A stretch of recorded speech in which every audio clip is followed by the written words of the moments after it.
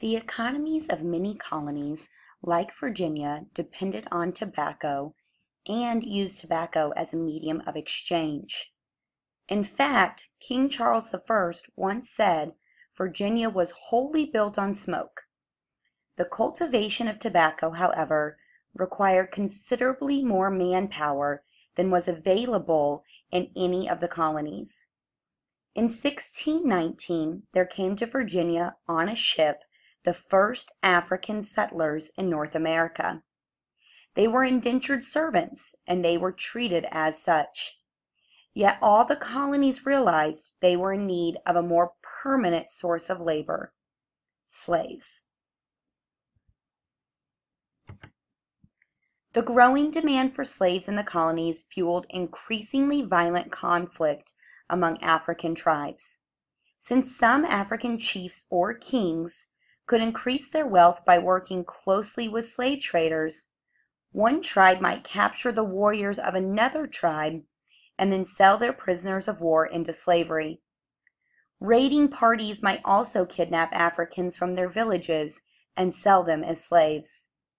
African slaves were viewed as chattel, and because no government was there to protect them or their place in the British colonies, the slave trade flourished. The triangular trade receives its name from the shipping routes that connected Europe, Africa, the West Indies, and North America in the transatlantic commerce of slaves and manufactured goods.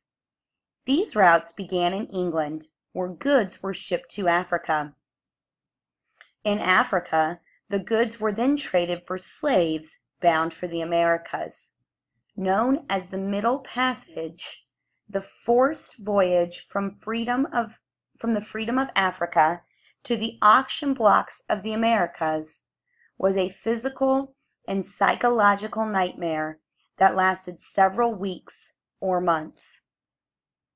Having unloaded their cargo in the colonies, the ships returned to England full of tobacco, sugar, cotton, rum, and other slave-produced items. This trade pattern continued with some modifications into the early 19th century. In order to maximize profits and offset any losses, most captains packed as many Africans as possible into the holds of their ships. During the late 1600s and throughout the 1700s, most English ships that sailed directly from Africa to the colonies carried about 200 enslaved Africans. Later, slave ships could carry as many as 400 slaves with a crew of only 47. Slaves were chained in pairs, the right arm and leg of one chained to the left leg and arm of another, and men and women were separated from each other. All of them were forced to lie naked on wooden planks below the deck in extremely hot quarters. At times, small groups of slaves were allowed to come on deck for exercise. Some of them were forced to dance. Women and children could occasionally roam on the deck, but men were only allowed on deck for a short while. Heat, limited sanitary facilities. Sometimes the buckets used for human waste were not emptied for long periods of time. And epidemics from diseases such as smallpox and dysentery produced an unbearable stench on board. An outbreak of disease could devastate the entire cargo of enslaved Africans, and it is estimated that about 15 to 20% of slaves probably died on their way to the colonies. This was primarily due to diseases, overcrowding, spoiled food, and contaminated water. Many also died of starvation and thirst. Yet, the captains feared slaves would rebel. It is estimated that 250 slave mutinies or rebellions took place.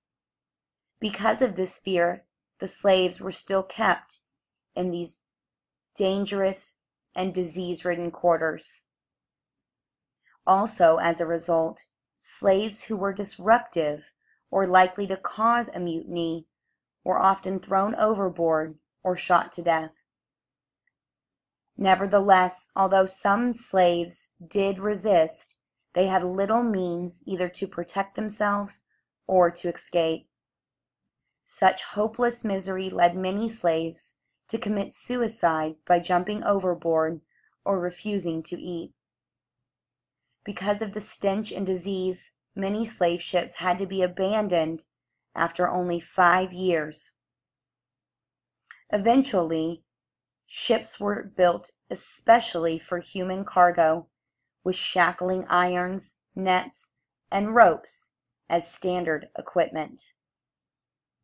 While this video gave you an introduction into the slave trade, the Middle Passage, and the triangular trade, you will now spend the rest of class learning more about these events from American history.